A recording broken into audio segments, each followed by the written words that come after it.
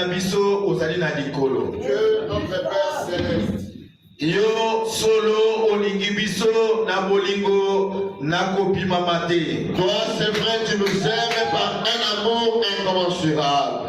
Yangwana obateli biso mbula mobimba okomisi biso tikino lelo. C'est pourquoi tu nous as protégés toute l'année et nous sommes arrivés jusqu'aujourd'hui. Tozali na elingia epai na yo ete yoyo obandaki na biso na le 1er janvier 2025 okokota na biso na le 1er janvier 2026. Et nous avons de l'espoir. Toi qui nous as commencé avec nous du 1er janvier 2025 et tu vas nous faire arriver le 1er janvier 2026. Talatina yango nde tokati bapongi topoti mbango na sena mbula na bapotopoto toyepai na yo pona kotakola monene na bolingo na yo epai na biso. Voilà pourquoi nous avons interrompu nos sommeils et nous avons couru dans la boue sur la pluie afin de venir témoigner notre amour. Yo nzambo oyo olembaka basumuki te bato na bolembo te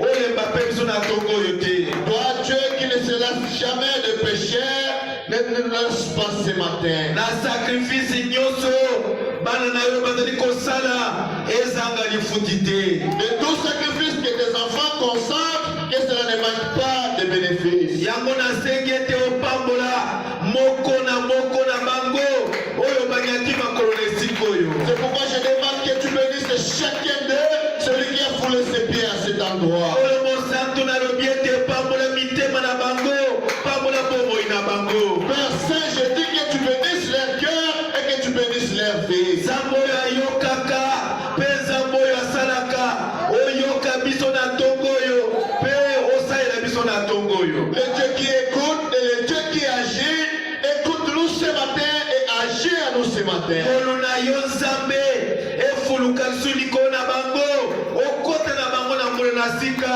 na se na mapamboli mpe na elonga. Que ta grâce surabonde sur eux et que tu entres avec dans la nouvelle année avec la victoire. Pambola liloba pambola motei opambola mpe bolimboli nyonso mpo na lokumu na kombo na yo. Bénis la parole, bénis le prédicateur et son interprète et tout pour ta gloire. Ata bayoki bapambolama nyonso mpo na ngolu na yo. Même les auditeurs soient bénis pour ta gloire. Osengi yango na kondima Nous le demandons avec foi. na kombo na Yesu Kristo. Au nom de Jésus-Christ, Masi ya mpe mobikisi na biso. notre Messie, notre Sauveur. Amen. Amen. Napesi yo mbote na kombo na Yesu Kristo. Je te salue au nom de Jésus-Christ. Amen.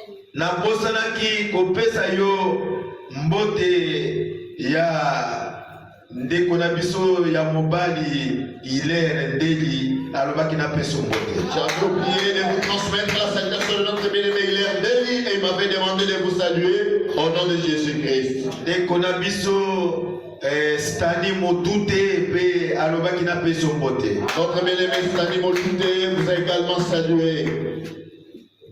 Ndeko na biso ya mobali Yenga Arthur alobaki pe napesa yo pe mbote. Et notre bien-aimé Yenga Arthur vous a salué également. Pasteur Lambert pe apesaki yo mbote. Et le pasteur Lambert vous a salué. Na lingiete na tongo totanga eloba na nzambe. Alors je voudrais que ce matin nous puissions lire la parole de Dieu. Tokotanga na Jean 13, 1 à 17, eza mwa molaye oyika na mpiko wana. Jean 13, 1 à 17. Avant la fête de Pâques, Liboso ele kolekama na Pasika, Jésus, sachant que son heure était venue de passer de ce monde au Père, Yesu ayebaki ete ngonga na ye ya koleka na mokili kokende epai na tata ekokaki. et ayant aimé les siens qui étaient dans les morts, Wana alingaki bao ya ye kati na mokili mit les combles à son amour pour eux. pe atotsamaki na bolingo mpona ntina na bango. Pendant le souper, Na tango na kolia. Lorsque le diable avait déjà inspiré au cœur de Judas Iscariote, Natango Yudasi asilaki kopemela mayele mabe epai na tango Satana asilaki kopemela na mayele mabe epai na Yudasi, fils de Simon, mwana na Simona, le dessein de le livrer. Posa ya kobwaka ye na maboko na banguna to koteka ye. Jésus, qui savait que le Père avait mis toutes choses entre ses mains, Yesu ayebaki ete eloko moko ekoki koya te soki tata na ye aningisi yango te. qu'il était venu de Dieu Ayebaki ete auti na Nzambe et qu'il s'en allait à Dieu. pe ata nini eya akozonga epai na Nzambe. S'éleva de table, Atelemi na mesa, ôta ses vêtements alongoli elamba na ye, et prit un linge azwi lisume dont il se saignit. oyo atiaki na loketo na ye. Ensuite, il versa de l'eau dans un bassin Sima atiaki mai na kati na sani, et il s'est mis à laver les pieds de ses disciples pe ye abandi kosukola makolo na bayekoli na ye, et à les essuyer avec les linges dont il était saint. sima na kosukola afungoli lisume oyo ezalaki na loketo na ye, abandi kopangusa makolo na basani na ye. Il vint donc à Simon-Pierre Tango akomi epai na Simon na Petelo, et Pierre lui dit, ye alobi na ye, toi, yo mokonzi, Seigneur, tu me laves les pieds. osimba ngai moto pamba na makolo sukola ngai. Jésus lui répondit, Yesu alobi na ye, ce que j'ai fait, oyo ngai nazali kosala, tu ne les comprends pas maintenant, sikoyo awa na miniti oyo yo ososoli yango te, mais tu le comprendras bientôt. na lisungi na Nzambe kasi nde okososolaka nsima. Alléluia. Amen. Kokata pongi na yo, Interrompre votre sommeil. sacrifice ozali kosala mpo na Nzambe, Et le sacrifice que vous faites pour Dieu, na miniti oyo oyebi nano yango te, en ce moment, tu ne le sais pas. me na ngonga moko Mais après un certain temps, okososola, tu comprendras. mpo ozali moponami. Parce que vous êtes un élu. Tango emoniseli ya makambo oyo ezali kosala ekoya na motema na yo, Et quand la révélation des choses que vous faites viendra dans votre cœur, okoyeba motuya na yo, tu comprendras votre valeur okoyeba pe motuya ya oyo abengi yo, et tu comprendras aussi la valeur de celui qui t'a appelé pe na motuya ya kobatela yo moto pamba mbula mobimba atiki no lelo. et de la valeur de te protéger, toi une personne vive, toute l'année jusqu'aujourd'hui. Bitumba ebele eyaki na nzoto na yo, eyaki na bomoi na yo, oyo yo kokaki kokufa to kosala likama, kotikala na hopital, kobuka na makolo to na famille na yo, me na sacrifice na yo, na semence na Nzambe epai na yo, Nzambe ayokeli yo mawa, alongoli yo na makambo wana, abundeli yo, alongisi yo, aprotege yo, po eloko moko te ekomela yo soki Nzambe apermettre yango te. Beaucoup de combats sont arrivés dans ta vie, même la maladie, tu pouvais rester cloué sur le lit de l'hôpital, mais Dieu t'a protégé, Dieu a combattu pour toi et rien ne peut t'arriver et te voilà jusqu'aujourd'hui. Esengeli oyeba mo valeur ya motema na yo to valeur ya yo epai na Nzambe. Tu devrais reconnaître ta valeur, la valeur de ton cœur à Dieu. Soki yo oza te, Nzambe mpe akozwa valeur te. Et si toi tu n'y es pas, Dieu n'aura jamais de la valeur. Omoni Nzambe asepelaki ete akela moto na elilingi na ye mpo na nini? Tu vois, Dieu s'est réjoui à trouver bon de créer l'homme à son image. Et pourquoi? Akelaki biloko nyonso, Bible elobi ete ezalaki malamu, mais tanke moto ayaki nano te, Nzambe azalaki malamu te. Dieu avait créé toutes choses et c'était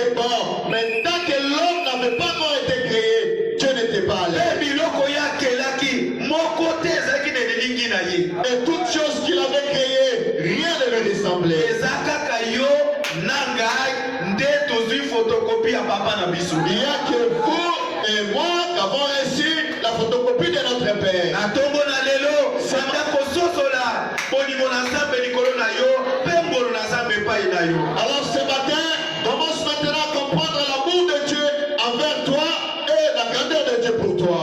Je crois que lecture est là. Oui. Béni soit l'Éternel. Alléluia. Béni soit l'Éternel. Alléluia. Béni soit l'Éternel. Alléluia.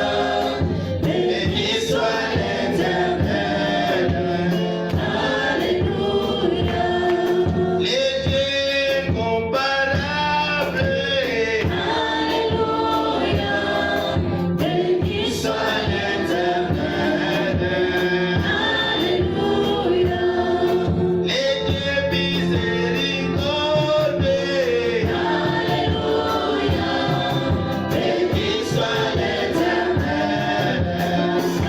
Alléluia. Papola kolo Yesu. Alléluia. Bambola bolo Yesu. Alléluia. Oh papola kolo Yesu. Alléluia. Bambola bolo Yesu. Alléluia. Oh Yesu bikama. Alléluia.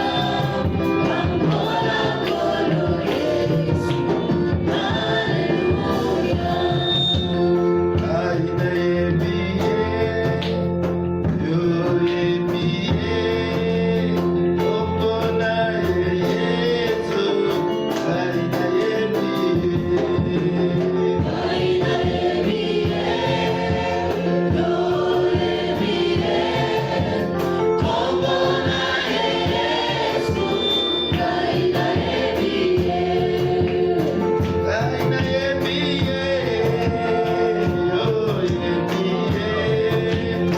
Osuki na kukamwa. Aina yebiye. aina ebiye, yo ebiye, kombo na Yesu. Aina ebiye. Aina yebiye. Yo yebiye. Nipata na kepo. Aina yebiye.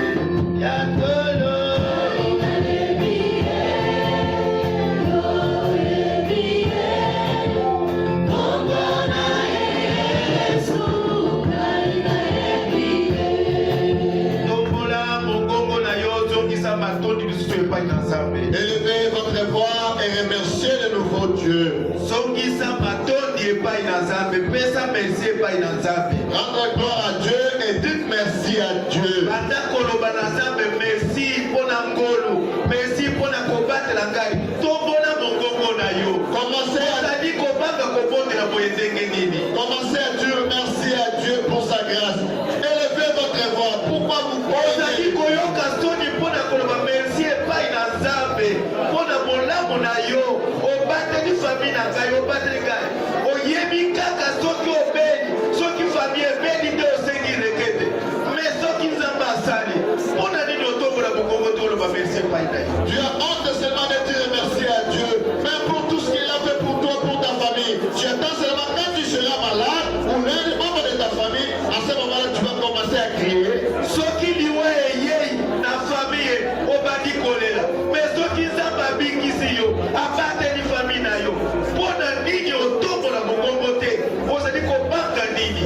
Et si la mort vient, à ce moment-là, tu commences à crier. Et si Dieu guérit l'un de votre membre de la famille, et là, vous allez commencer à crier. Maintenant, pourquoi vous craignez de lever la voix? Eske mongongo oyo ozozongisa na komesi epai na nzambe nde mongongo oyo olobaka bongo libanda? Est-ce que la voix que vous criez pour dire merci à Dieu ce matin, est-ce que c'est là que vous criez là-bas?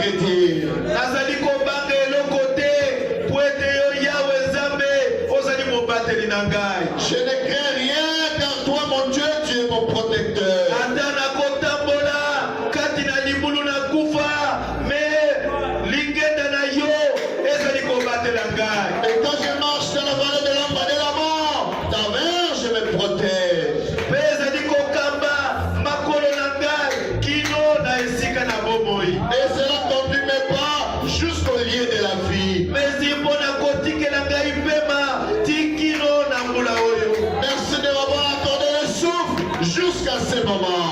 mezi mpo na kokabela ngai bana mpe kopesa ngai makabo. Merci de m'avoir donné des enfants et de me donner le temps. Merci pour la bénédiction tabernacle. Merci pour bénédiction tabernacle.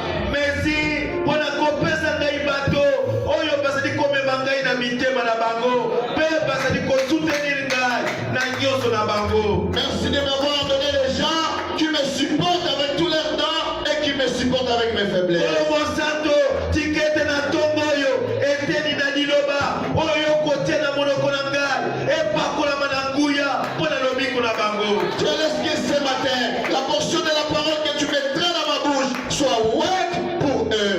tolingi tomona oyo na mosala na ntongo oyo mpela moko osalaki na William Marion Branham. Nous voulons te voir en scène ce matin de la manière dont tu as agi avec William Marion po Branham. ete tozali korepete po bene oyo ye alakisaki biso. Car nous ne faisons que répéter ce que lui nous a montré.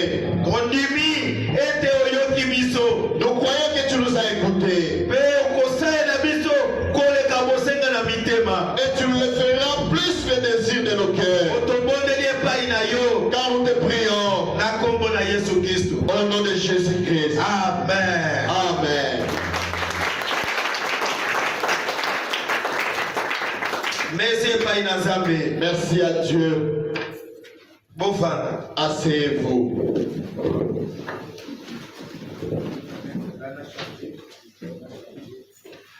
Permettez-moi de changer de micro. Nayokaki déjà, nalingaki na blâmer bango na kasi bango ba s'appelle. Je sentais déjà ma voix abaissée et je voulais rassurer. Je pensais que c'est équilibré ma voix. Je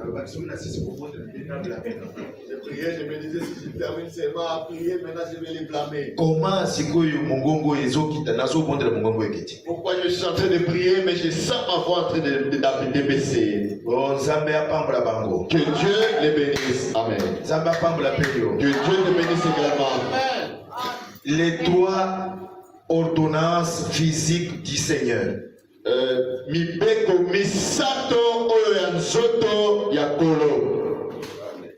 Les trois ordonnances physiques du Seigneur. Malako misato oyo ya nzoto ya kolo.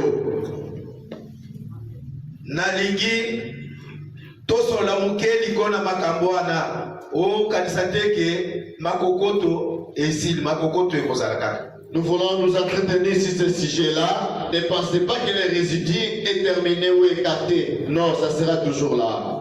Ekoya natango nzamba kokotsa yango na monoko ekoya. Quand sentir que yango yoye. Quand Dieu va le mettre dans la bouche, vous allez sentir que voilà, ça vient. Mais na lingete oyeba ete ozali mwasi na libala na Yesu. Mais je voudrais que vous puissiez savoir que vous êtes l'épouse parole de Jésus. Eza na batoyo bazali koya na losambo me bamiyebite. Il y a ceux-là qui viennent à l'église mais qui ne se connaissent pas. Tango yozo miyebate alors okozwa pe eloko te. Et quand toi tu ne sais pas reconnaître votre valeur, tu n'auras rien. Po okozala na foi te. Car tu n'auras pas la foi. Okopakolama na nguya na emoniseli te. Et tu ne seras pas loin par la puissance de la révélation. Mabondeli na yo. Tes prières, sacrifice na yo. tous tes sacrifices, Bazembo na nyonso na yo. tous tes chants et tout ce qui est à toi. Ekozala tradition. Et vous allez avoir sano. Amen. Amen. Donc mwasi na Yesu Kristo. Donc l'épouse de Jésus-Christ. Ozali obligé obika kaka na lipa te mais de toute parole de Dieu qui sort dans la bouche.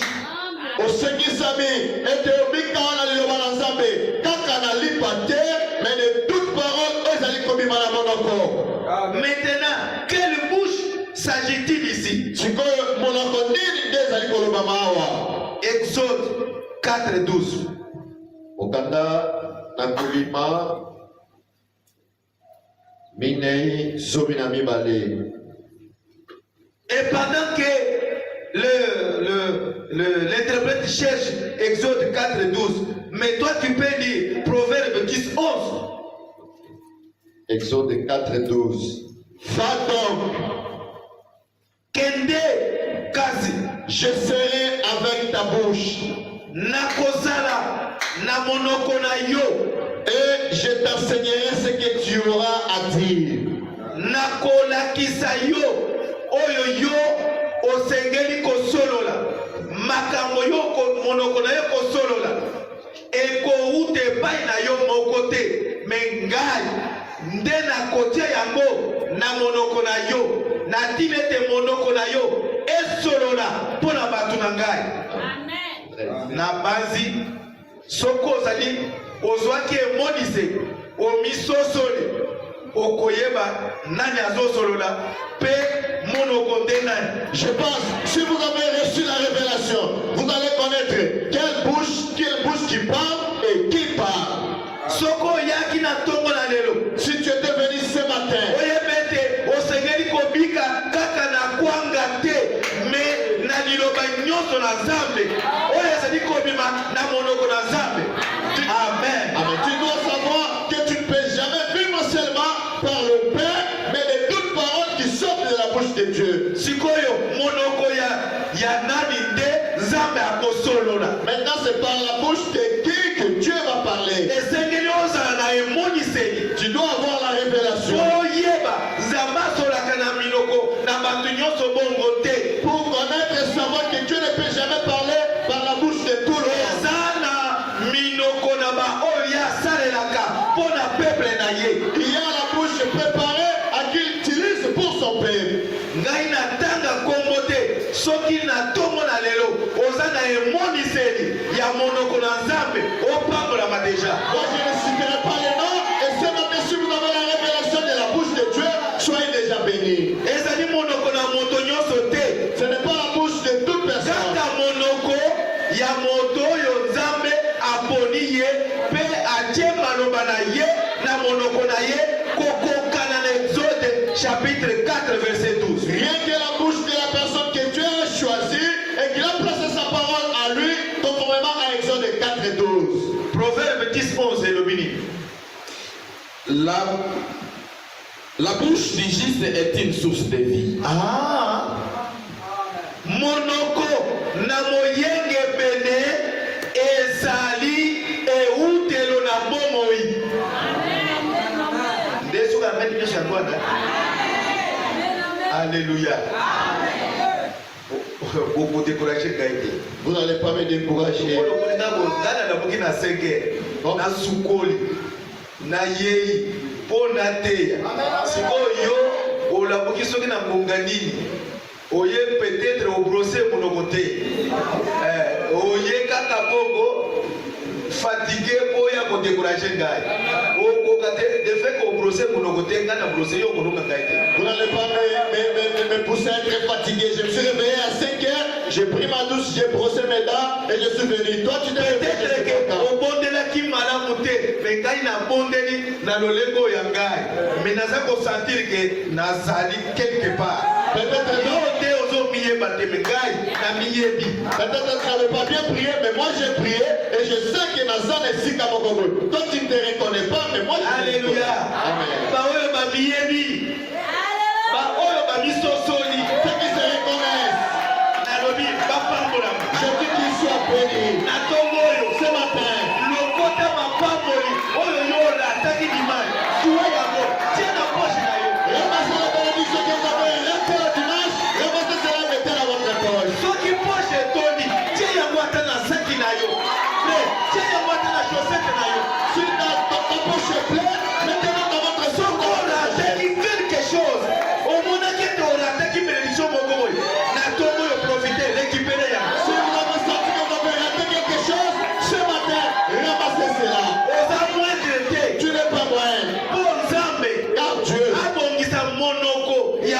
moto apetola yango moto yango mpe peut-être aza moto ya masoni mais à cause na yo monoko ya moto wana epetolami. Pour que Dieu ramasse une personne, la bouche d'une personne.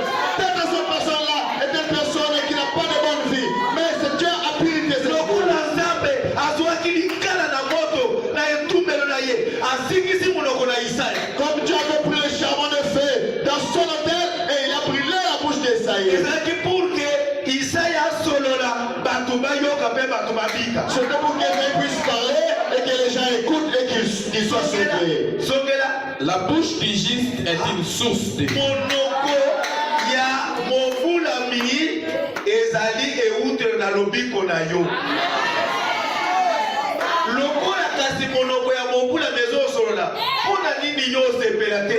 Alors, puisque la bouche d'un juste parle, pourquoi tu ne te réjouis pas? mpona nini yo ozali komiyoka donc alese te? Pourquoi tu ne te sens miyoka ke okambolami to opambolami te? Pourquoi tu ne te sens pas à l'aise et que tu ne sens pas que tu es délivré, que tu es béni? songisa Mais la violence couvre la bouche des méchants. sikoyo etumba ezaka malamu te. Le combat n'est pas bon. opposition ezaka malamu te. Côté les mélanins n'est pas bon. koluka kosopose na baninga te. Ne cherchez pas à vous opposer aux autres. koluka mpe kosopose na nzambe te. Et ne cherchez pas aussi à s'opposer à Dieu. Alléluia. Amen. kopambolama na nzambe. Soyez bénis de Dieu. ndeko Simon Pago aza wapi? Où est le bien-aimé Simon Pago? telema likolo frère. Lève-toi, bien-aimé. yaka awa liboso frère. Venez ici devant.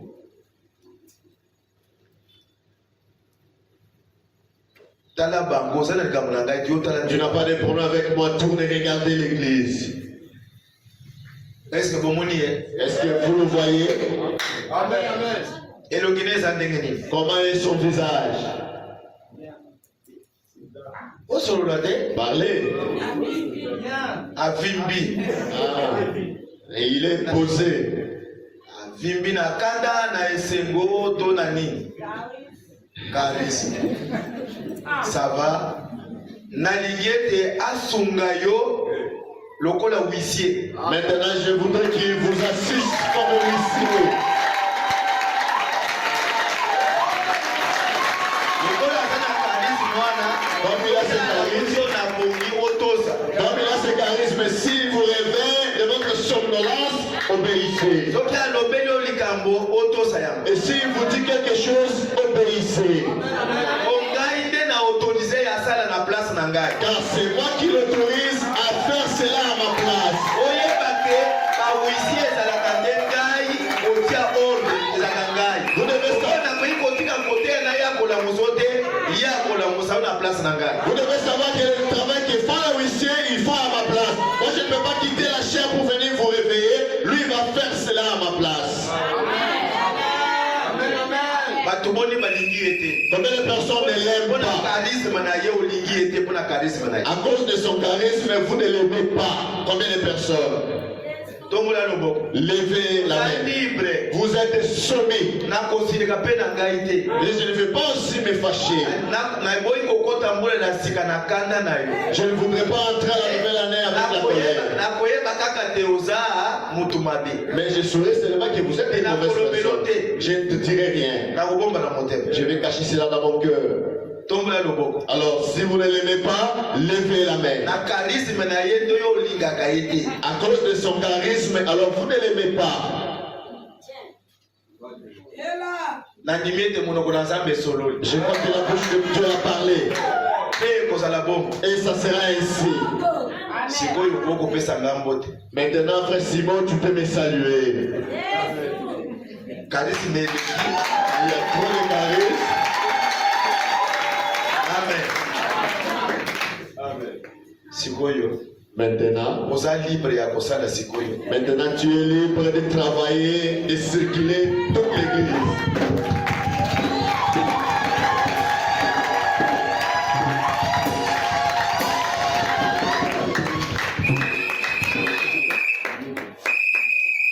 ntango pasteur kabamba ayaki kotika ngai awa. Quand le pasteur Kabamba est venu me placer ici, parmi kombo ya bato oyo bazali kotangela ngai ke baza babrebi na ngai kombo na ye ezalaki na kati. Amen. Parmi les noms de brebis qu'on me citait à chaque fois, les noms de frères Simon Pierre Pago étaient là.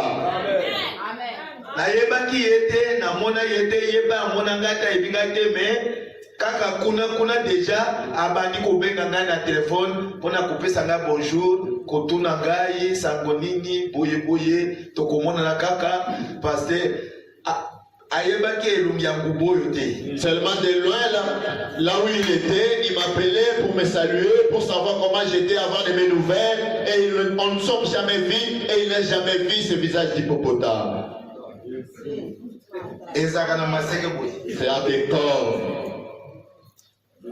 Soki hippopotame asiliki atalaka te na se. Et si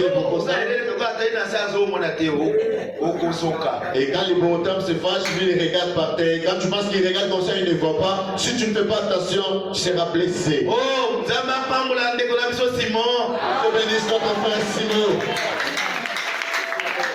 Asa obligé ayoka ngai pe amikitisa liboso na ngai. Il est obligé de m'écouter et de s'humilier devant moi. Ayebake liloba na ngai ezali loi epai na ye pe na ndako na ye. Amen. Il doit savoir que mes paroles est une leçon de loi pour lui et dans sa maison. Amen. Likolo na mwasi na yebo azwi na mwasi. Tango akozwa yo.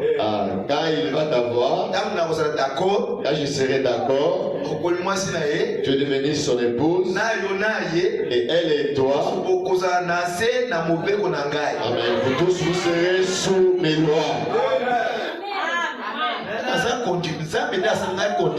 Amen. C'est Dieu qui m'a fait mon cabri.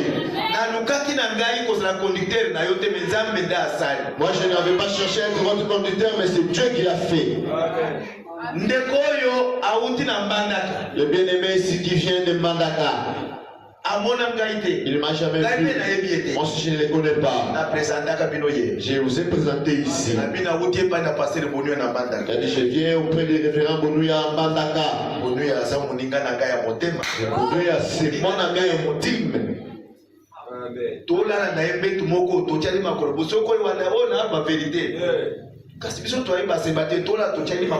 On était tous des célibataires à l'époque et on dormait sur les mêmes lits. Les célibataires, quand ils dorment ensemble, ils se jettent le pied. Pour la crise des manques de mariage.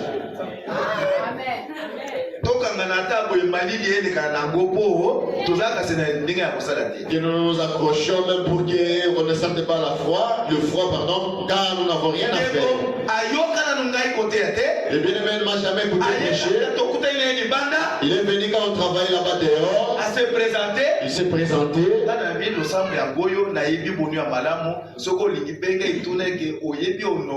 Je dis que l'église est voilà l'église et vous devez prier ici si vous voulez. Et si vous voulez aussi appeler le pasteur Bonouya pour le dire, il est honoré. Lui-même il va témoigner à ma place, pas moi. Il a dit, moi je suis content, je me réjouis d'être ici. C'est Dieu qui l'a convaincu en disant voilà ton conducteur. Est-ce que moi je me base tous les conducteurs qui sont ici? Non mais si mon Dieu touche ton cœur, tu ne vas pas me refuser.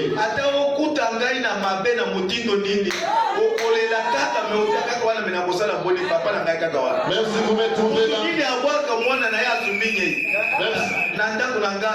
dans ma maison,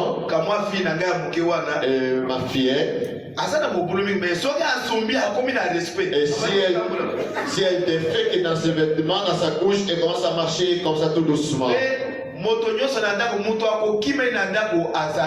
Et à la maison, personne ne peut la fouiller. Tu as fait caca. Elle a défini que tu as fait caca. Et si elle suit tout le monde et la personne va la transporter.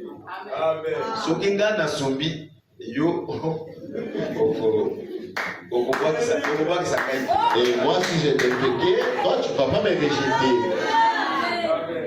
Alléluia. Amen. Soko bois qui s'engagne. Et si vous me rejetez, Lobana ebande lolika ki nongai. c'est que dites au départ, vous ne m'avez pas aimé.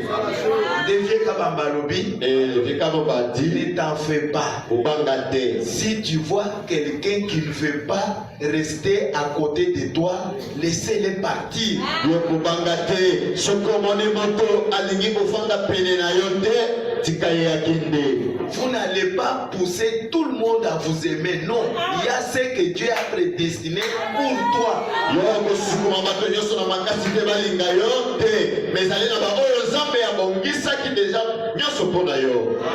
Alors, baoyo balingi ngai bapambolama. Alors ceux qui m'aiment, soyez bénis. Amen. Ata malédiction ekweyi l'église. Même si la malédiction tombait dans l'église, Ozaka nde na mayele mokuse boye. toi tu n'as qu'une petite intelligence. Ondimike na ndako na ngai Martine wana ya moke.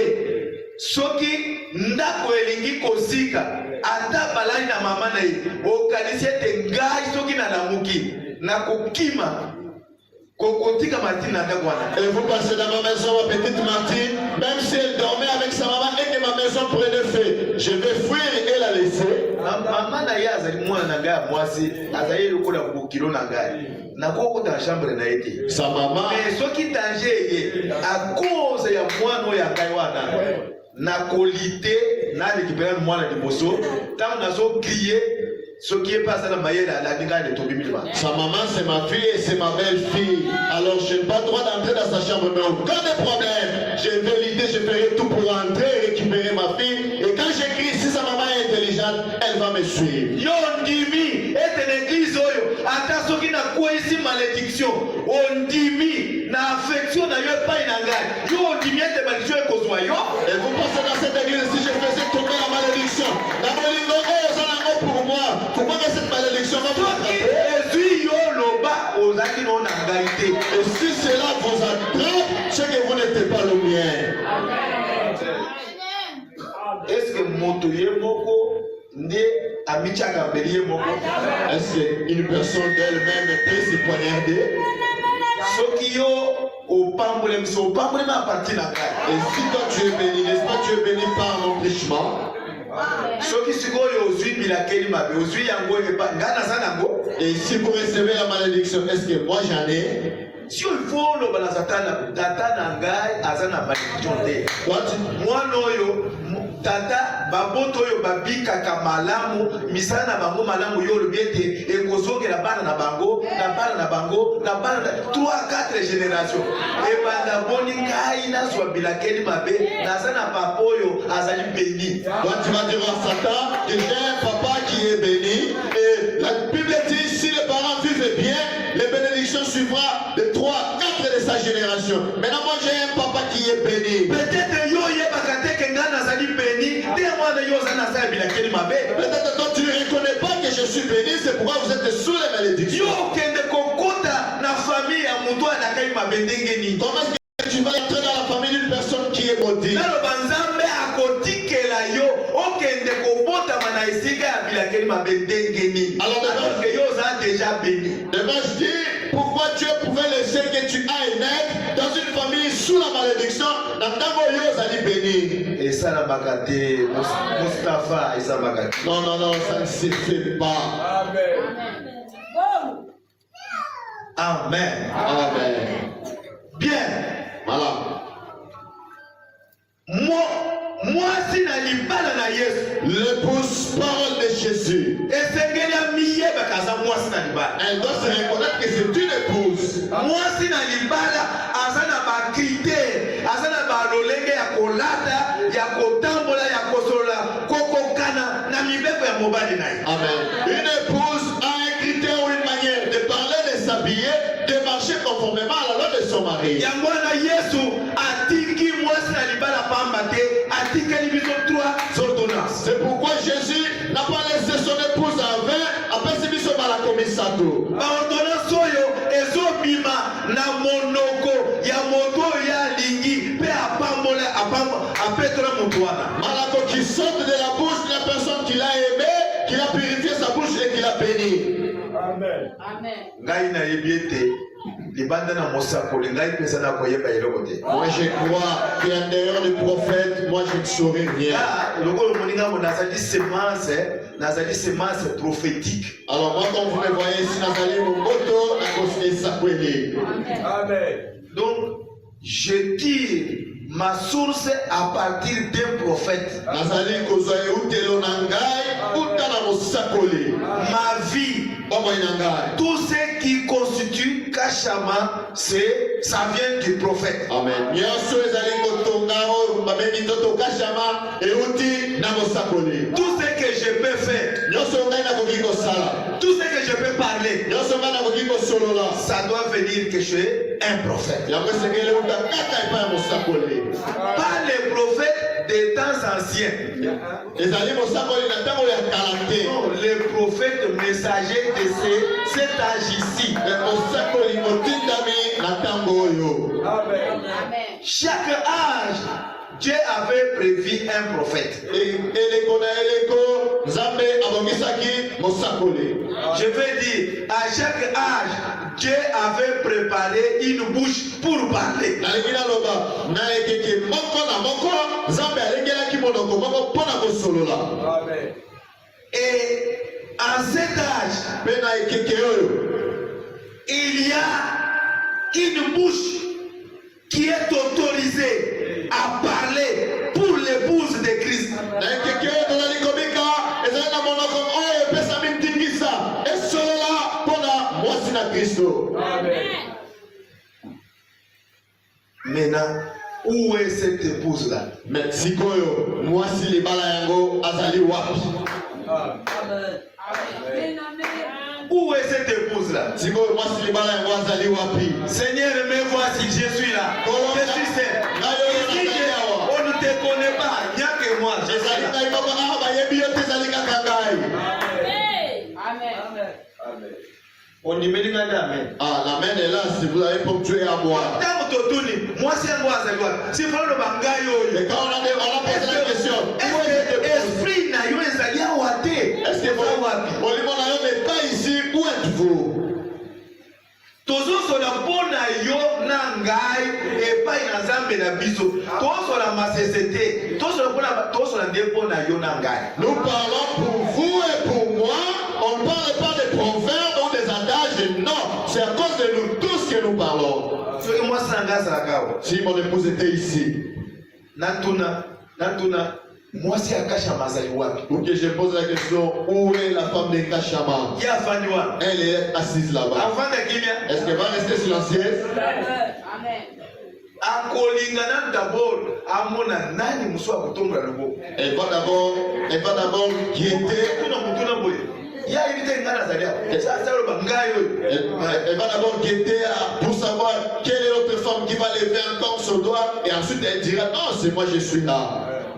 Mais yo zawana. Mais toi tu es là. Batuni mwasi na Yesu azawa. On pose la question, où est la femme de Jésus? Et vous répondez, Tala gaya la misu. regardez des yeux globuleux. Ata lingombe ata la kaboko.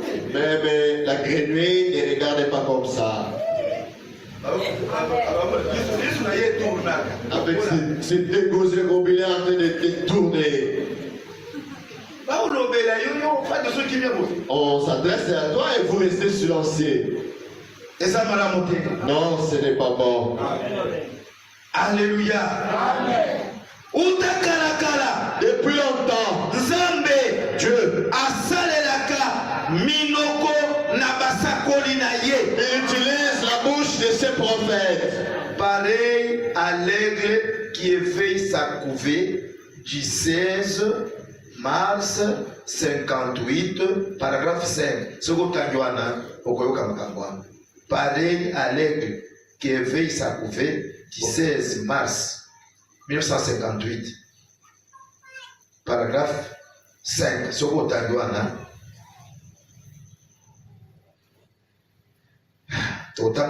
La guérison divine du 19 décembre 54, paragraphe 210.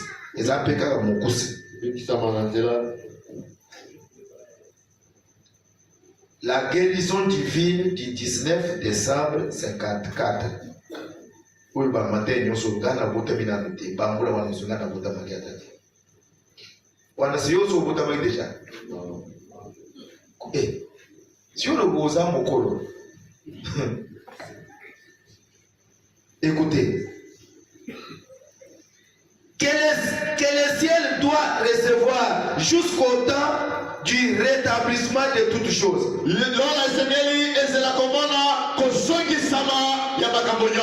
Nazota une portion de l'écriture, il y a citation on appelle la guérison divine, il y a 19. Une portion tout simplement. Que le ciel doit recevoir jusqu'au temps du rétablissement de toutes choses. Dont Dieu a parlé anciennement par la bouche de ses saints prophètes.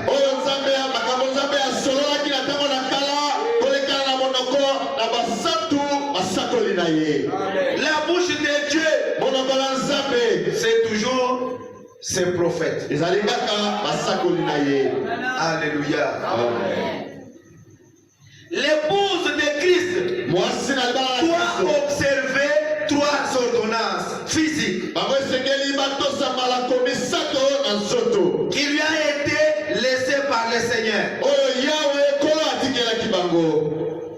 Vous ne pouvez pas être l'épouse de Christ et vivre autre chose.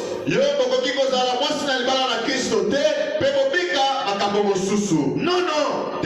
Il y a 3 ordonnances qui vous permettent de vous identifier réellement si vous êtes l'épouse de Christ ou non.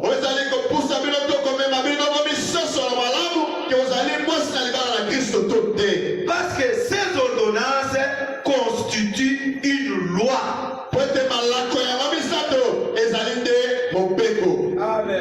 La communion du 12 décembre 65. Ah, déjà, je suis déjà à 65, j'étais déjà né. Ah, c'est déjà. À Tchapole, au Botamaki de 65. Nico, moi de 65. Nico, l'enfant de 65. Ça va pour Mounier Moulaï de Hollandais dans ma ça va. Donc, quand vous les voyez lancer, maintenant vous allez commencer maintenant à les poursuivre. Aza bateau yo baliaka biloko ya moto nde bayaka makolo Moulaï nde mwana nde. Ce sont les gens qui consomment la nourriture encore chaude alors qu'ils ont des longues jambes. Yo linga kolia biloko ya moto te okofubala. Toi, tu n'aimes pas manger ta nourriture chaude, alors tu vas rester chétif. L'épouse de Christ, écoutez maintenant ce que je vais te dire. Et disons, écoute la bouche d'un homme saint qui te parle. Moi, c'est la Christ.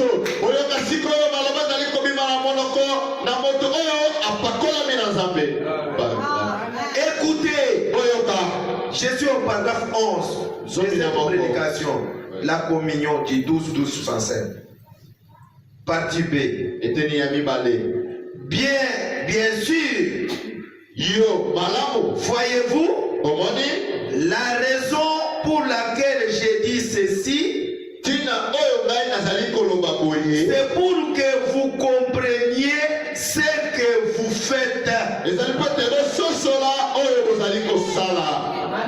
Je vous parle de cette façon pour que l'épouse comprenne ce qu'elle doit faire.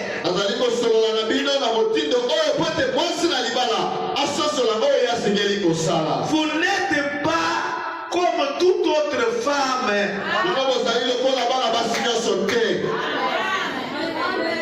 Bozali lokola basi nyonso te bino bozali mwasi oyo akeseni na basi mosusu. Vous êtes une épouse différente des autres.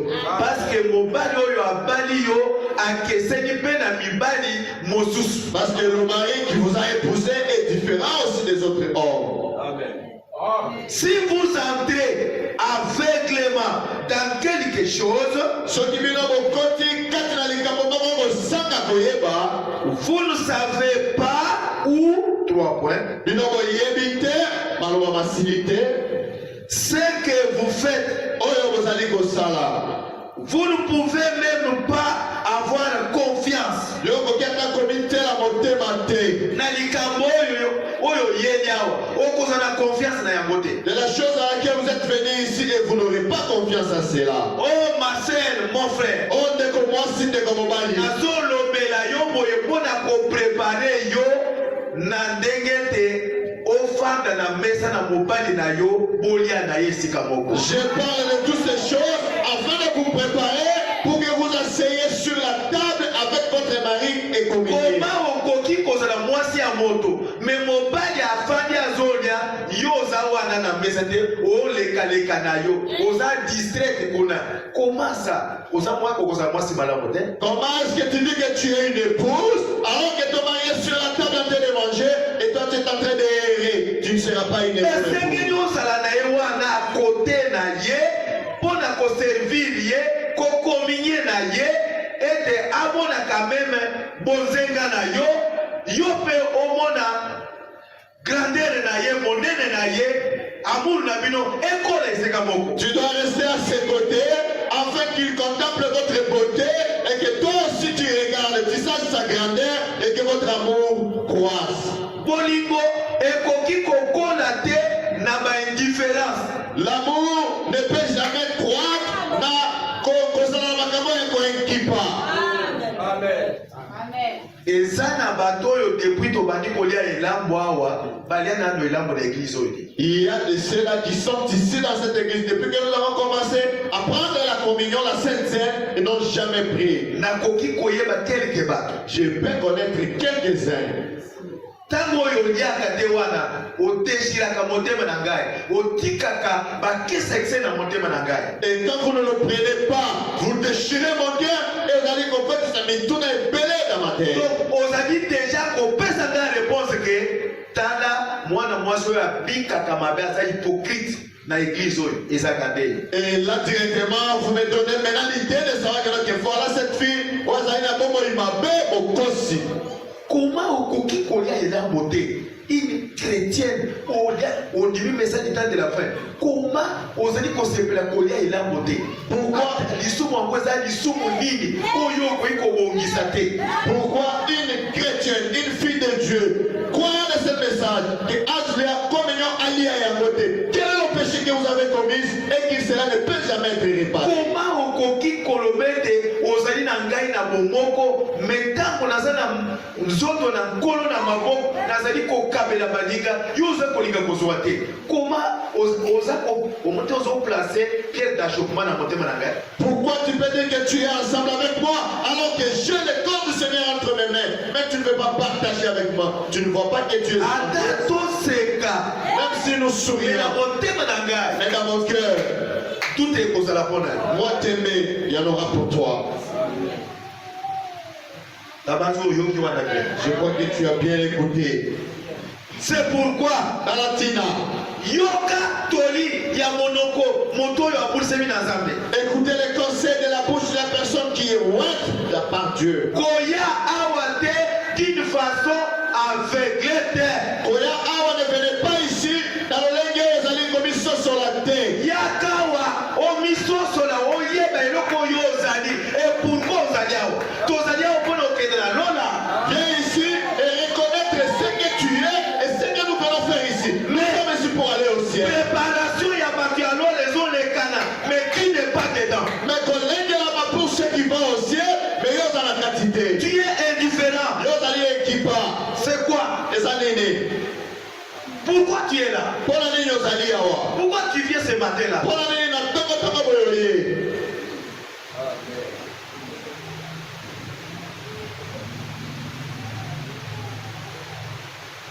Si vous entrez aveuglément dans quelque chose, Ce qui vient au bureau, mais quand ici, quand il y a les camomans, ça la commission sur là.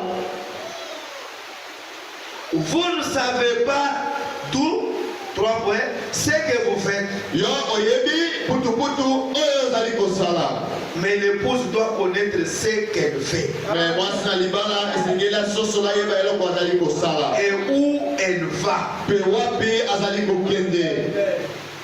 Vous ne pouvez même pas avoir confiance. Yo regarde comme tia la moté maté. Si vous ne savez pas ce que vous faites. Ce qui est socialité oyo zali ko sala. Tala eloko oyo ememaka échec na vie na oyo yango. Voilà la chose qui apporte beaucoup dans votre vie. Oyei na église d'une façon hypocrite.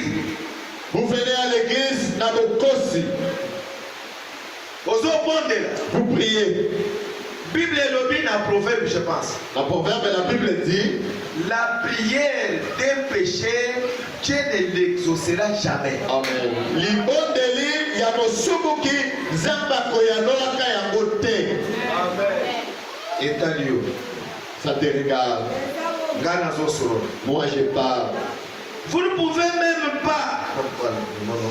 Mais vous devez comprendre ce que vous faites. Et pourquoi vous le faites. Paragraphe 12. Il disait, c'est-à-dire Paul, maintenant, si nous prenons la parole de Dieu, n'est-ce pas Dieu que nous prenons?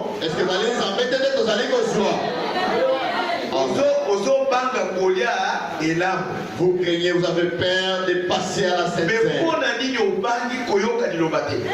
vous ne craignez pas écouter la parole de Dieu? Zokande liloba ezali wana mpona kosembola yo kosembola mpe ngai ete totelema na molongo tozala na bomoko na ye. Or la parole est là pour nous redresser, mais redresser avec que nous soyons aliments avec lui. Amen. Mais yo, mais toi, olobi olingi liloba, tu dis que tu aimes la parole. Mais liloba eza koaligné yo ozobima na molongo. Mais la parole t'aligne, mais tu te canses. Si mago olobi ozali épouse parole. Et après tu diras ozali mwasi na libala. Ozali à côté. Non, tu ne l'es pas. Les trois ordonnances. Malako Misado. Amen. 17. Zomi. Paragraphe 17, car l'application pour voir. Ok. Maintenant, nous avons seulement trois ordonnances naturelles, divines.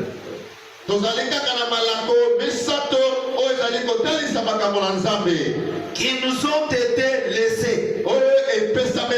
L'une d'elles, c'est la communion. Le lavage des pieds et le baptême d'eau. Ce sont les seules trois choses. C'est la perfection.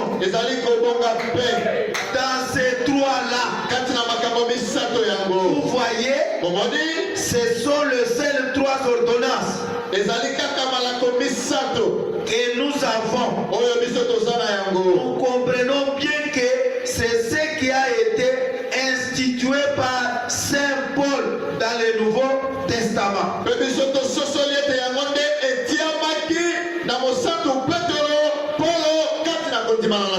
Alléluia. Amen. Qu'est-ce que la communion? Frère Banam dit, la communion, c'est un commandement du Seigneur. C'est un devoir, une obligation pour tout chrétien né de nouveau de l'Esprit de Dieu.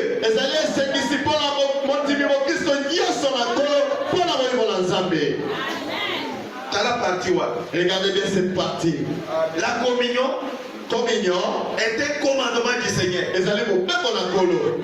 Une loi pour l'épouse.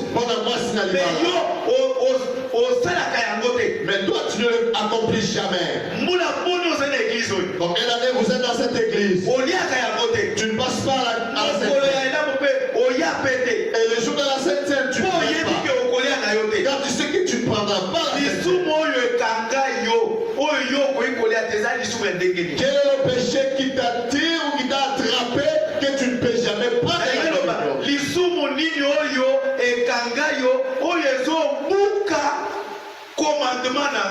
Quel est ce péché qui te condamne, qui brise le commandement de Dieu? Cela brise votre devoir devant Dieu. Le corps à moi, c'est la libala.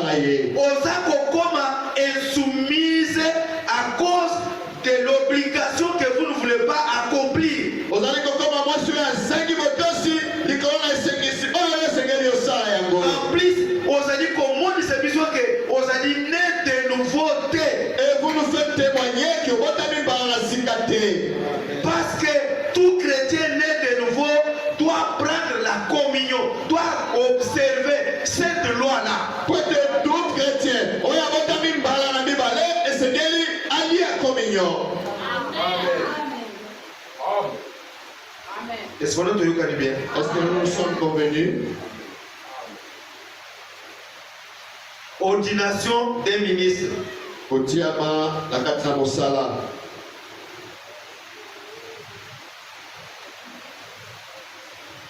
Attendez là. Tout va dans la matière. C'est là le banane.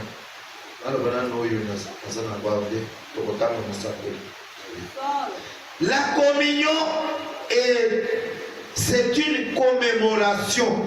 Pour la communion, ils allaient de Kaniseli. De sa grande agonie. Na bolosi monene na kolo. Na bolosi, to na bololo.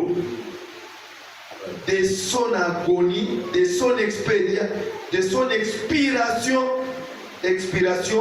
de son corps brisé. Ezali Kaniseli ya pasi to ya bololo tango Yesu azalaki kokata motema.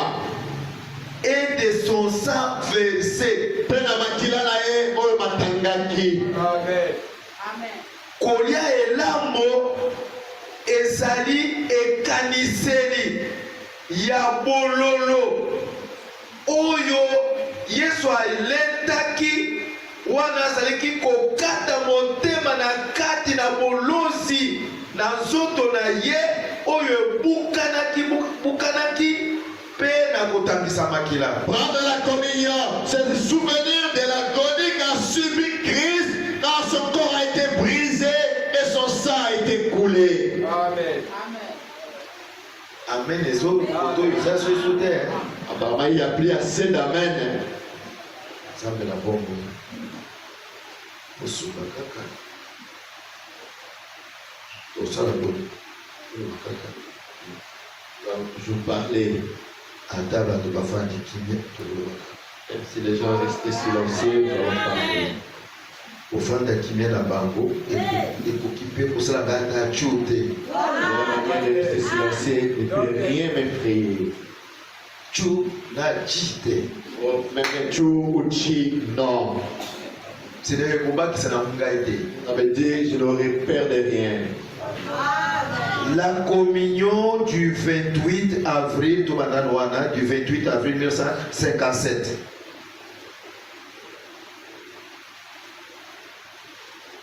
Ou le réveil de Pâques.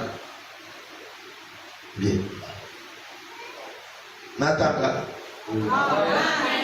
La communion est une commémoration de sa grande agonie. Et là-bas, ezali ekaniseli ya bolosi ya bololo na ye.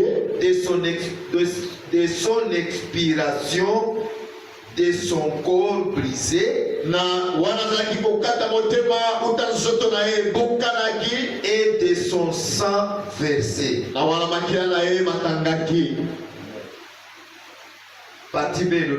Nous prenons ceci en tant qu'ordre et Jésus nous a commandé de le faire. Tozali kozwa yango tokomela yango lokola motindo pendenge nzambe asipesaki biso mobeko tosala yango.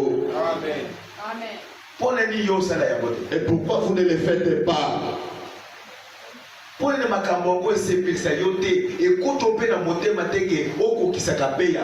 pourquoi ces choses ne te pénètrent même pas dans votre cœur afin de les accomplir? Parce que vous vivez mal, vous avez votre cause. Et vous jetez l'opprobre dans l'église. Et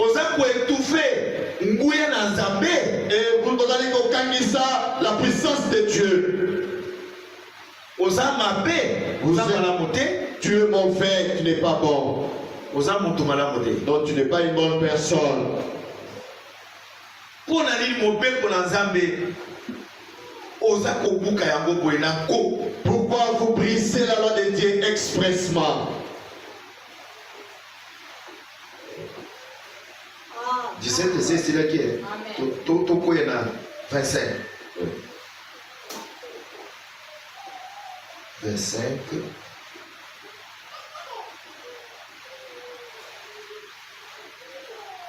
Donc, ah oui, répéter la même chose, je ne vais pas tout ça. Et le gars qu'il y a trois choses que nous devons accomplir comme symbole. Les soupers du Seigneur, le lavage des pieds et le baptême d'eau. Vous voyez? 29.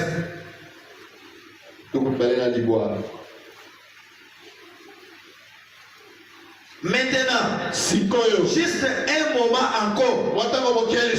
Maintenant, dans l'Ancien Testament, alors que les sacrifices avaient été établis comme précepte ou comme ordonnance, et il en est de même pour le baptême d'eau. C'est une ordonnance. Mais yo, mais toi, tu es là.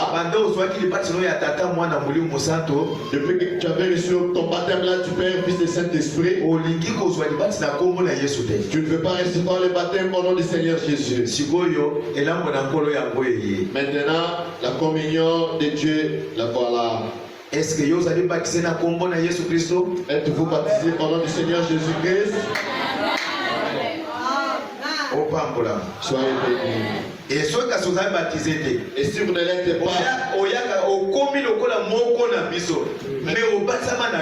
mais tu es devenu comme l'un de nous, mais tu n'as jamais été baptisé.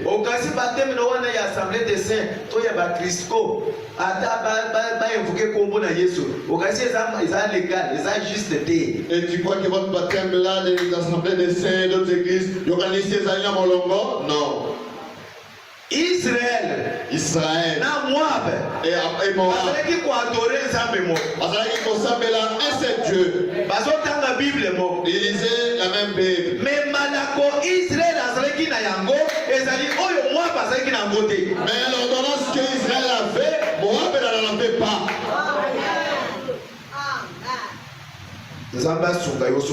Que Dieu vous assiste afin de comprendre. Est-ce que c'est baptême Oh non, pour dire que non, mais moi j'ai déjà été baptisé. Est-ce qu'on peut recevoir le baptême plusieurs fois?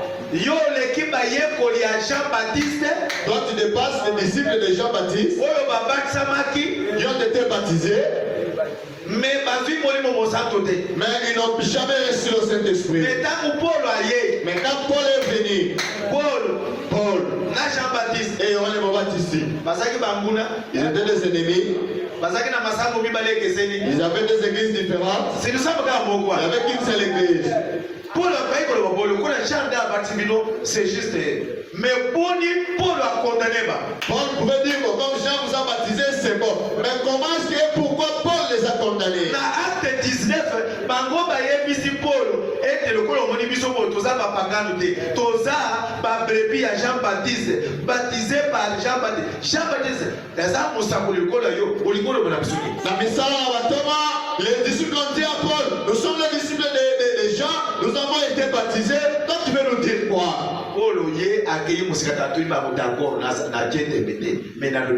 Est-ce que depuis Jean-Baptiste, avez-vous déjà reçu le Saint-Esprit? Paul n'a pas discuté longuement avec eux. Il a dit, je crois à votre baptême de Jean. Est-ce que vous signez que vous au santo? En d'autres termes, êtes-vous déjà né de nouveau? Est-ce que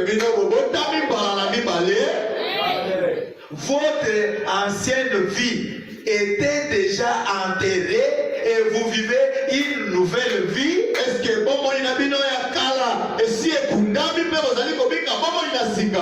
vos anciennes pensées là auxquelles vous étiez avant, cela a été déjà enterré et et vous avez une nouvelle pensée en Christ? Est-ce que makanisi na bino ya kala esi ekundami pe ozali na makanisi ya sika kati na Kristo? Modèle na yo oyo bayebaka yo na famille na bino kala banda wana ti lelo sine yango zala. Votre modèle, votre comportement ou manière qui vous a connu dans votre famille et jusqu'aujourd'hui Na baptême no wa par votre baptême. Amen. ofandi ni Veuillez rester calme. tozana na konate tozande na côté ya communion de tozana. Nous ne sommes pas là-bas, c'est à côté à Elango que nous sommes. Tokomi na baptême te o. Nous ne sommes pas encore arrivés au baptême. C'est une ordonnance. Yeba yango ke baptême ezali mobeko. Kobatisa malamai, c'est une loi. Le lavage des pieds est une ordonnance. Kosukola makaka ezali pe malako. De même, le souper du Seigneur est une ordonnance. Na elambo ezali pe malako. Et la Bible dit ceci. Pe bebiye lo liboye. Heureux celui qui pratique toutes ces ordonnances Esengo na moto oyo azali kosalela malako yango. et qui observe toutes ces préceptes, Pe azali kotalela to kotia na mosala makambo yango. tous ces commandements, Pe mitindo nyonso afin d'avoir droit d'entrer dans l'arbre de la vie. po ete ozwa ndingisa ya kokota kati na nzoto na nzete na bomoi. Amen. Ozana bomoi. Vous êtes en vie? Amen. Yo peso ozana bomoi. Est-ce que toi réellement tu es en vie? Ozana bomoi mais lambo liaka te. Tu es en vie mais tu ne prends pas la communion. Depuis tozali na yo awa. Depuis que nous sommes ici avec toi. Osole tolie lambo troisième fois ou était. Hein? La troisième fois. Bon yo. Toi, Oyo ya liboso liaka te bwana. la première tu n'avais pas pris pourquoi? Frère, ya mibale oliaka te bwana. Frère, et la deuxième tu n'avais pas pris pourquoi? Oyo pe lelo awa ntango nga na kiti awa nazotuna nalingi namona banani bakolia otomonaki loboko. Et pour la troisième que nous préparons, quand je suis descendu au dimanche, qui va prendre et lever la main? Est-ce que frère, sœur, vous avez levé Okasi la main? namonaki yo te. Parce que je ne t'avais pas vu. Bande elambo ya liboso oliaka te. Depuis la première communion, tu n'avais Ya pas vu. mibale pe oliaka te. La deuxième non plus. Oza mokristo ya ndenge. Quel genre de chrétien êtes-vous? Alléluia. Amen. Yoka sikoyo. Écoutez maintenant. Le vin. Dai.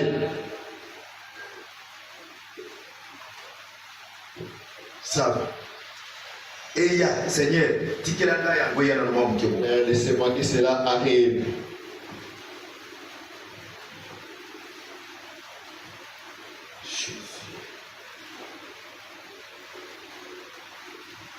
Aza malamu. Bon.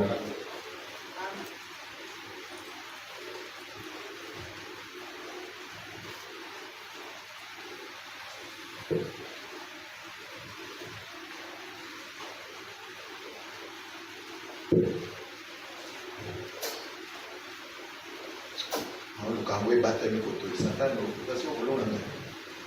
Koko no satani azotrouble ngai koto ya kanisa ya kolonga. Ton grand-père Satan me trouble et pense qu'il va m'avoir. Maintenant, le vin. C'est comme Ndai, Goyelaka. Le vin est l'étape de la parole des promesses sacrées. Et laka ezali eteni ya liloba na Nzambe esantu. Amen. Tosote na décision pour faire na d'action makila na moi eloko mokela décision koto me na ekoya kaka yoze. Nous avons sauté d'abord, Mokano, mais Le vin, c'est l'étape de la parole de Dieu. L'étape très importante aussi de la parole de Dieu. Ndai ezali eteni mako ya liloba na Nzambe ya motuya. De ses promesses sacrées. Oya elaka esantu. C'est là la conclusion de l'étape de la prière, de la consultation, la fréquentation, la décision finale de ces promesses sacrées. Yango ezali eteni na suka ya kokanga masolo ya mabondeli kokende komona mobateli kozwa ezali boule. Et l'homme de l'homme, entre l'homme, c'est la décision finale des promesses sacrées entre l'homme et la femme. Ezali Et la troisième personne, c'est Dieu. ezali elaka esato katikati na mobali pe mwasi pe moto ya misato ndekolo. Amen. Quand l'homme Tango mobali et la femme pe mwasi se font des promesses, azali kopesa na elaka Amen. ils sont à deux. azali kaka bango mibale. Mais la troisième personne, Kasi moto ya misato c'est Dieu. azali nzambe. Le Dieu invisible, il est là. Nzambe ya monanaka te azali wana. Amen. Deux ou trois qui se réunissent à mon nom, il fait quoi? Il est au milieu de mibale to misato bayangani na kombo na ngai akosala nini? Akosalawa. Il sera là. Sikoy, Maintenant, fais na yo, ndai na yo epai na nzambe. à Dieu Ezali à faux ou bien ezali à vrai? est une mauvaise veille ou est une bonne veille? Le faux vœu, Ndai ya mabe, Branham me dit que c'est quand vous prononcez des paroles, mais quand votre cœur n'est pas lié à cet homme-là. ndeko Branham alobi ndai ya mabe ezali ntango ozali koloba maloba epai na moto moko songolo pakala kasi motema na yo ekangami na moto yango te. Tango yo ozali koloba maloba te, mais tango yo ozali kopesa ngai ke nepai na moto nalingi yo, namoni kaka yo obalaka ngai, namoni kaka yo ozalaka paster na ngai, namoni kaka yo ozala nkolo na ngai, namoni kaka ngai naponi na ngai eglize oyo nasepe na ata ezala ndenge nini yo kaka ezali maloba ya promesse ozosala elaka yango wana. Et quand vous faites lever, que je veux que tu sois mon mari, que tu m'épouses, que je te choisis comme mon pasteur, j'ai choisi cette église. C'est une promesse que vous faites. Natali katina lingomba mobimba namoni mwasi wa sepesanga lokola yo te. J'ai regardé, j'ai sillonné mes yeux dans toute l'église, je n'ai pas vu une femme qui m'a plu. Frère, keba Les combats, faites attention. osopa malobo nyonso ekona mwana ya bato oyo boye. Tu devais faire toutes ces paroles, c'est la fille d'autrui comme ça. Est-ce que motema na yo ekangani na ye? Est-ce que réellement ton cœur est attaché à lui? Soki abeli Et si elle tombe malade, yo mpo obelaka, parce que toi si tu tombes malade, Amen. soki aza na kaka difficulté ekomeli ye, est-ce que makambo yango ekonserenaka yo, etushaka yo? et si elle est dans des difficultés, elle est bloquée, est-ce que problème?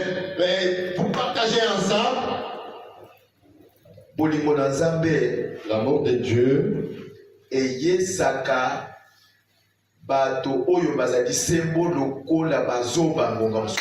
rend des personnes qui sont sincères comme des personnes insensées. Amen. Tellement que moto alingi yo alingi komona yo tangisa mai na miso te, alingi komona yo ozala na basusi baregre te, alors akei mpe na motema na yesu azoyoka mpasi na makambo wana ezotungisa mpe ye. Ntango so akende na nzela ntango so abangi kotangisa mai na miso ozolela nini moyeba explike yo ezala te mpo aoyoka soni okoya koseka ye. Tellement la personne vous aime, ozolela mpona moto azali ata o te ndenge nini moya koexplike eza te mpo eloko oyo ekangisi ngai na ye moya koexplike yango eza te comprendre kaka. de la manière où il peut t'expliquer, peut-être il aura honte, mais vous comprenez seulement. Est-ce que lingomba nanga baocomprendre bien? Est-ce que l'église comprend?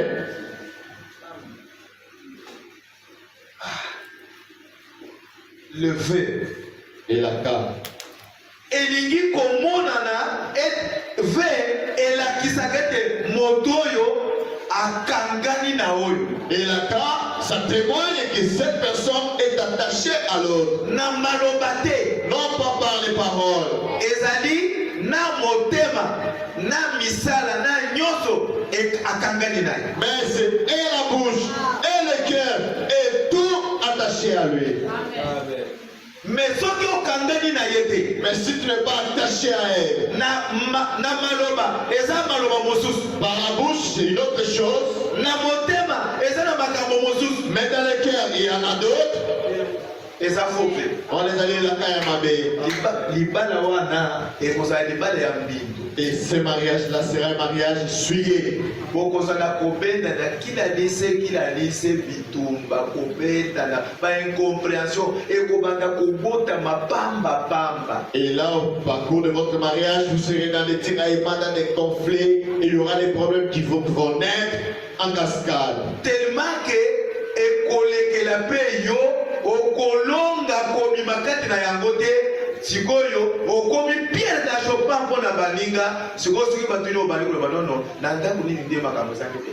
Et biso toza na bamakambo bino toza na makambo na bandani. Et cela va aussi prendre le dessus sur toi, à tel point que tu ne sauras pas t'en débarrasser et tu vas commencer maintenant à te justifier. Dans chaque foyer, il y a toujours oza incapable ya kobima na makambo na partir ya hypocrisie na yo eza monene mingi. tu seras incapable de sortir dans ces choses pour être beau est tellement grand, tu n'es pas sincère.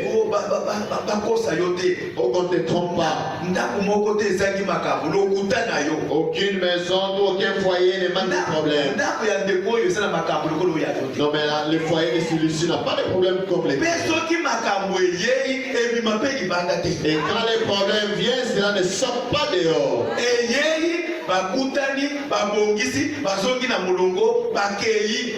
Et quand cela arrive, moto akoya kosambisa akozala te. et quand cela arrive, ils se mettent ensemble, ils discutent, ils arrangent et ils avancent. Personne ne peut venir les juger. oyo ndeko oyo na ndeko oyo bazali koya bakokani oyo victoire yo baza ndeko ya victoire kasi botala elongia bango ebiloko botala balekanga okanga bango photo.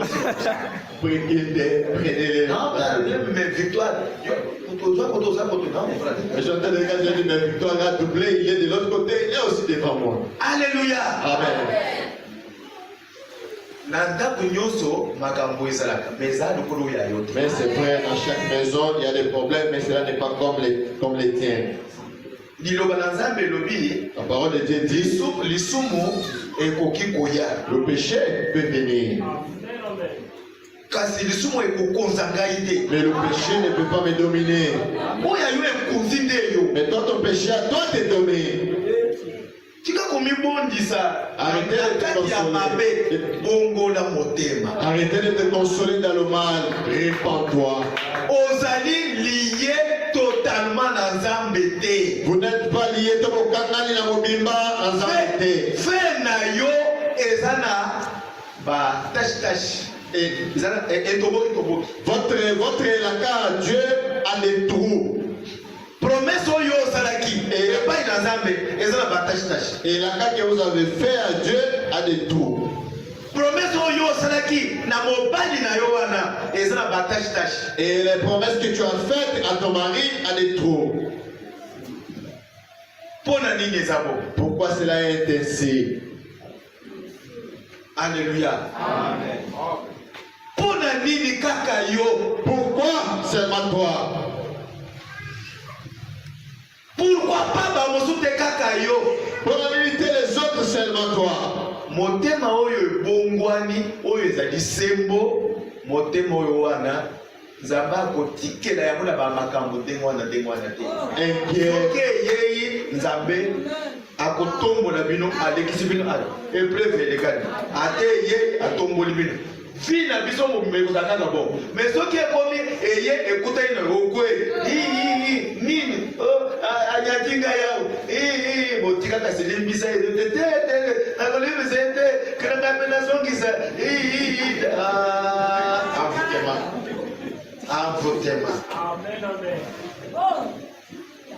envoûtement wana ekotambola malamu te. Alléluia. Amen. Fait Élaka, eza liloba oyo ezali sacré. c'est une promesse, c'est une parole et sans tout. mpo yo moko ozali sacré liloba na yo mpe fo ezala sacré. Côté vous-même, vous êtes sacré boulet. oprononce yango liboso na nzambe oyo azali sacré Et vous l'avez prononcé devant un Dieu boulet. mpe asude bino Et il vous saoule. na kati na souffrance, Na kati na mawa, na na pasi, kati na esengo, dans la joie na kati na nini, et dans tout. nzambe akobatelaka bino, Dieu va vous protéger. akotika bino te. Il ne vous laissera pas. Kaka soki liwe ye na mokano na ye ekaboli bino. Seulement si la mort venait par sa propre volonté, là cela va vous séparer. Et tant que liwe ye na note, bozali obligé ya kobika lokola mutu moko. Tant que la mort n'est pas encore venue, vous êtes obligé de vivre comme une seule personne. Kokokana na elaka na nzambe. Conformément aux promesses de Dieu. Alléluia.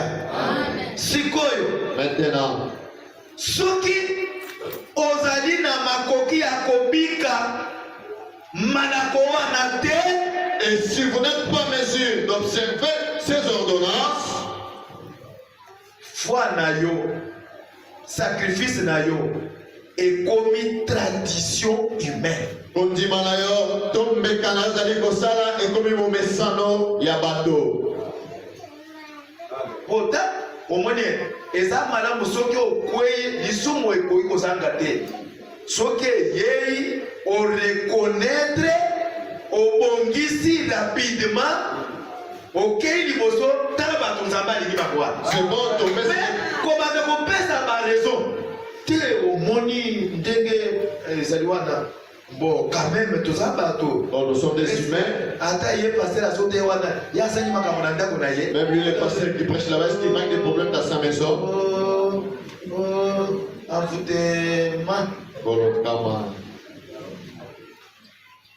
Si pasteur nde aza mokolo makambo oyo bitumba oyo ya yo batemo oyo ya yo ya famille na yo oyo ezobundisa yo, si pasteur azali katikati na yango na babitumba wana akozanga bitumba ndenge nini? Mais le pasteur est au milieu de tes combats, qui vient de ta famille ou de loin, comment est-ce qu'il peut manquer avant les combats? Batemo oyo pasteur azochasse bango epai na yo nde bazotrouble bana na ye, nde batrouble mpe mwasi na ye, batrouble foyer na ye. Et le démon que le pasteur est en train de chasser, cela trouble sa maison, ses enfants et son épouse. Akozanga bitumba te. Il ne veut pas manquer de problèmes. Kasi ekomi référence na koloba kasi ezaka ata yo oloba na frère bimo na frère même pas parce que pesa kotu ya passer c'est leki na no tawo ya mais oyo ya kasi mwasi na ngana no asana no eloko te. Et c'est là maintenant, C'est à l'église. mais la femme de pasteur, elle a dépassé les limites. Il y a jamais ne pourra pas me lever. Que Dieu le soit.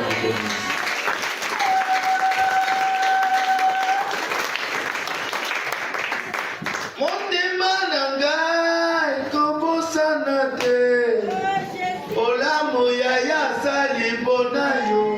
Oh motema motema nanga ekobosana te.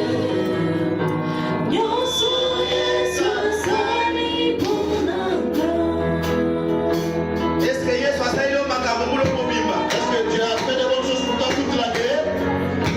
Ozali sûr ete soko okomi lelo ezali nzambe. Êtes-vous sûr? Et si vous arrivez aujourd'hui, c'est Dieu?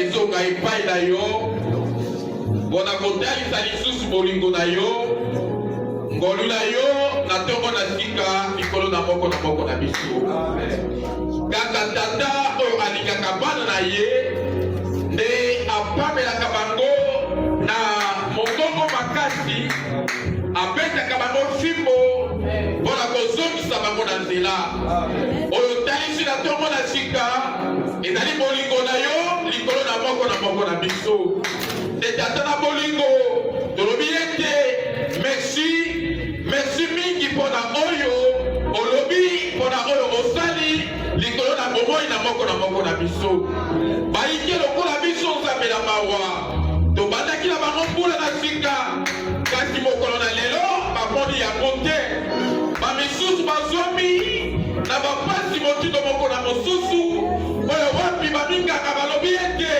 mpona yo esili kokoma na suka bamisusu mpe bazwami na ndako na boloko bamisusu ntango oyo bazwami na ndako na bibembe bazali kolela bango me biso ata mabuka na biso ata bolembo na biso tozwami kati na ndako na yo na ntongo na sika tika ete okumisama onetolama libela na libela mpona yango liloba oyo etemi na ntongo na sika seigneur tika ete yango ezongisa biso na kati na molongo na liloba na yo toyeba kobika sembo toyeba kotambola sembo po ete wana mokolo wana ntango okozonga mpona kokamata mwasi na libala tozala surpris te me tozala parti na baoyo bakonetolama mpona kokuta wana na mipepe pambola likambo na yo pambola ye na koleka seigneur jésus oyo abongisi ozongisela ye na koleka obikisa bato na pasi opesa biyano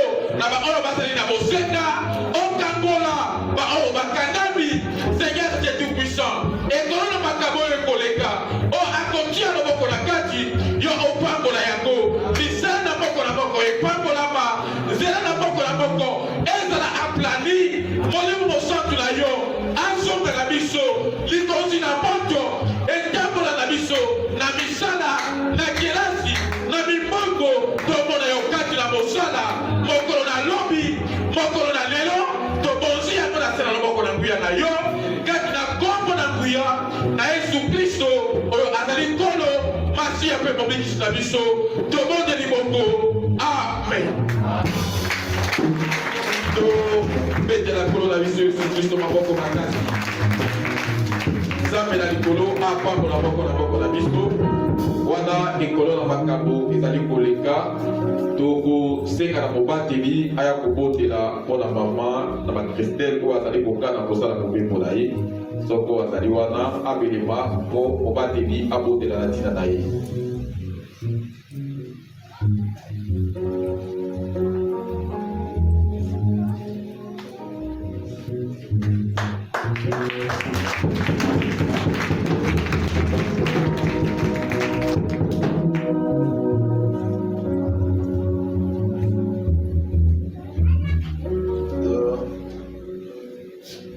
Miso tobondela mpona mama na biso. Allons-y, nous allons prier pour notre maman. Nzambe tata na biso ozali na likolo. Dieu notre Père qui est aux cieux. Oyo azali elembo na mosala na yo oyo osali na mboka oyo na météo. Celle-ci est un signe de ton œuvre que tu as accompli à météo.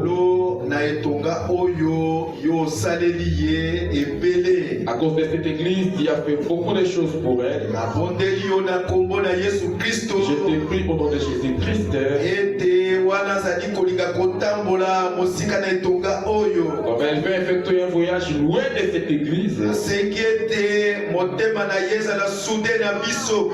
J'ai prié à que son cœur soit soudé de nous-mêmes de loin. Nguya na liwa na poisa. La puissance des morts qui nous punit. Nguya na maladi. Le pouvoir des maladies. Nguya na opposition. Pouvoir ya kotelebela. Kombo na Yesu Kristo. Au nom de Jésus-Christ. Ezanga nguya likolo na ye. Cela soit ni le sang des festivals. Seigneur na bondeli na tumbeloyo. Que je te prie Dieu de cette chair. Ete bosenga na motema na ye. Qu'elle ait besoin de son cœur. Okokisela ye yango. Que tu l'accomplisses pour elle. Osude ye. Que tu la soudes.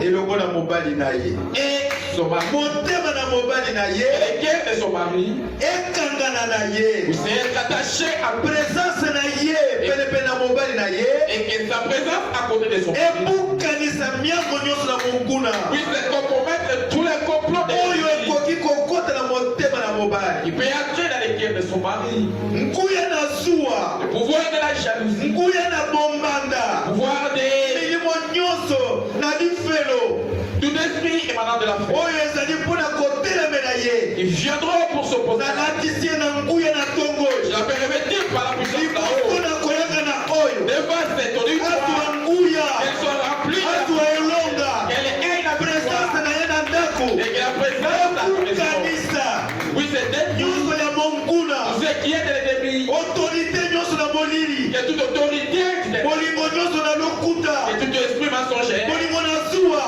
tout au esprit nom de Jésus la combat ezanga nguya à son sans effet. présence na ye ezala na autorité Sa présence soit autoritaire. ata soki asololi te Même si elle n'a pas parlé, me présence na ye mais qu'elle soit en présence d'elle. ekoka komaîtrise ndako mobimba Vous avez maîtrisé toute la maison. merci mokonzi Merci Dieu. salela ye boboto Je fais la grâce na libondeli oyo à cause de cette amona prière loboko na yo qu'elle voit t'emmener na nzela par le chemin, na ntango akokoma là où elle arrivera, na bomoi na ye na esika azali kokende là où elle est en train de partir. ozanga te kosunga ye Ne manquez jamais de soki la akobalisa miso na ye kotala ngambo na etonga oyo Ici. outa na likolo oyokela ye mawa Si elle se tournait vers cette église, toi depuis le ciel et aie pitié d'elle. mpe olongisa Et ye que tu la donnes la victoire. andimi ete osali Je yango vois que tu l'as fait otobondeli car nous avons prié na nkombo na yesu dans kristo le nom de Jésus-Christ. amen Oh, nzambe apambola yo mama que Dieu te bénisse, maman. okenda mokolo nini Quel jour tu vas effectuer ton père? dimanche oh là là merci nzambe apamboli Que Dieu te bénisse beaucoup. soki okei opesa mobali na mbote opesa mpe bandeko mbote ekozala malamu ozali na yo elongo zonga nzambe apamboli